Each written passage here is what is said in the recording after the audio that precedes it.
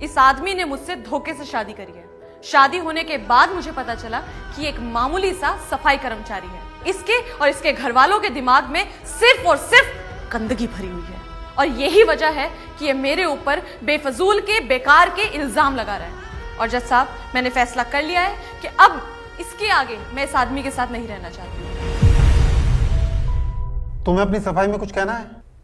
एक सफाई कर्मचारी जिसने समाज की गंदगी साफ करी, आज उससे कहा जा रहा है कि अपनी सफाई में कुछ कहना है। जैसा इन्होंने कहा कि हमने इनसे धोखे से शादी करी, इन्हें पता नहीं था कि हम सफाई कर्मी हैं।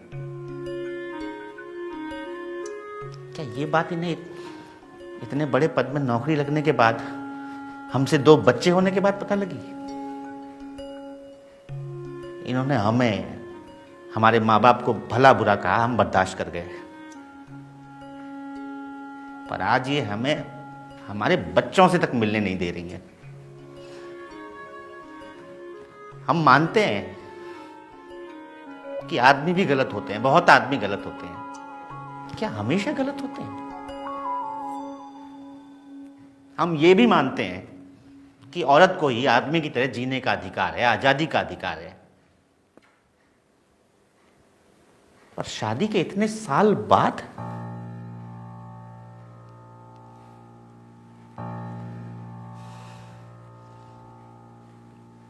कहने को बहुत कुछ है जज साहब, पर बस इतना ही कहेंगे कि हमने एक सपना देखा था, समाज से एक और गंदगी साफ करने का। और वो सपना ये था कि अक्सर लड़की की शादी के बाद ससुराल में उसको बेटी नहीं बहू समझा जाता है। बहू जिसका काम होता है चूल्हा चौका करना, सास ससुर की देखभाल करना, पति की देखभाल करना, बच्चों की देखभाल करना। हमने उससे कहीं आगे आकर अपनी पत्नी को पढ़ाना चुना। इसमें हमारा लालच था हमारा लालच। और लालच ये था कि हम चाहते थे कि अगर हमारे बच्चों की माँ पढ़ी लिखी होगी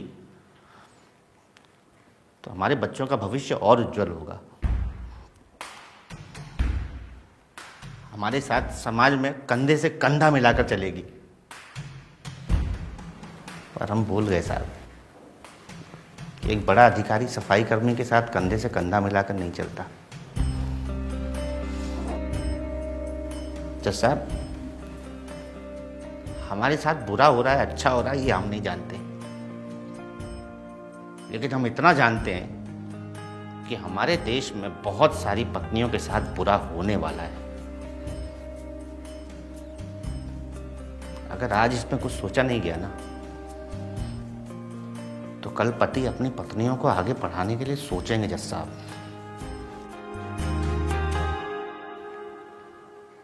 हम सफाई कर्मचारी हैं, हमें इस बात पर गर्व है। ये भूल गई कि इनकी आगे की पढ़ाई का पैसा वही सफाई कर्मचारी के पैसों से आया था। वो फीस उसी तनख्वाह में से भरी गई थी।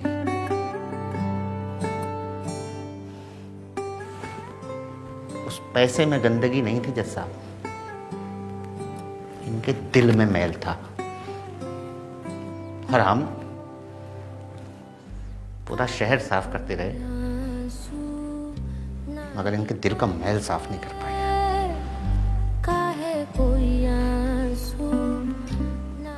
शहर की सफाई हम देख लेंगे जज साहब, दिलों के इस मैल की सफाई आपको करनी होगी, वरना बहुत सारी औरतें अपने अधिकार से वंचित हो जाएंगी जज साहब। काहे कोई आंसू।